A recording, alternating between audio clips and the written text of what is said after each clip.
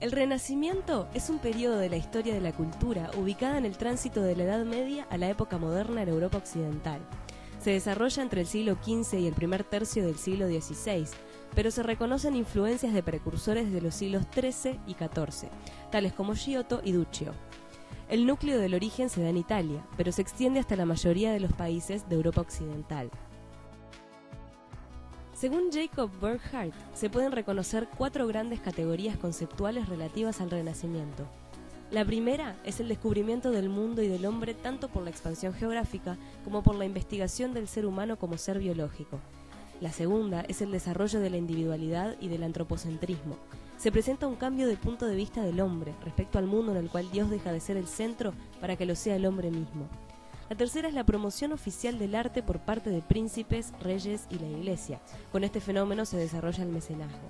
La cuarta es el resurgimiento de la antigüedad clásica grecolatina, no como una imitación, sino como una reinterpretación tras un proceso de investigación.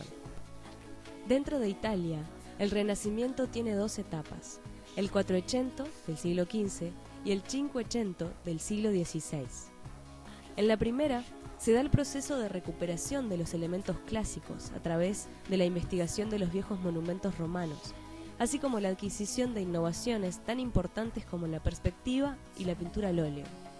En la segunda, se alcanza la madurez de la forma clásica renacentista a través de los grandes maestros de la época, no por medio de una imitación formal de lo antiguo, sino a través de la utilización de los grandes conceptos que definen lo clásico: el orden, la proporción, la armonía, el ritmo, la medida, la simetría y lo que los griegos llamaban euritmia.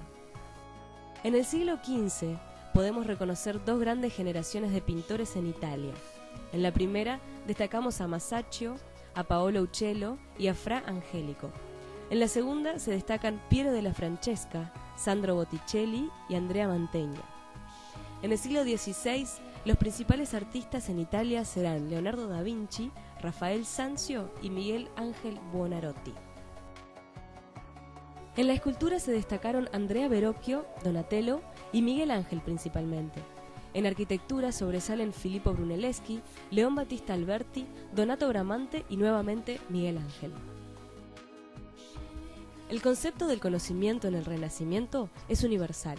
El ideal humano es el hombre universal que puede quedar sintetizado en la figura de Leonardo da Vinci, quien además de toda su trayectoria artística, desarrolló investigaciones anatómicas, mecánicas, hidráulicas, de ingeniería entre otras cosas. En el siglo XVI, Europa recibe el impacto de varios hechos que provocaron una seria crisis de la conciencia europea.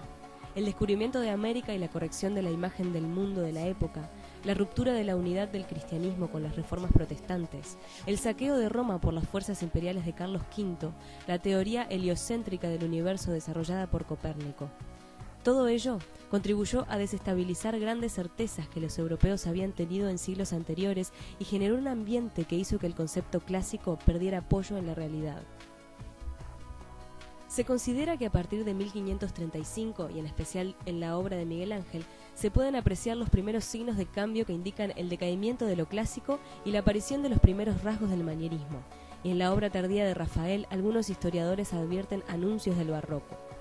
El resto del siglo XVI mostrará estas 2 corrientes como alternativas a la crisis de lo clásico y a la fase más tardía del Renacimiento.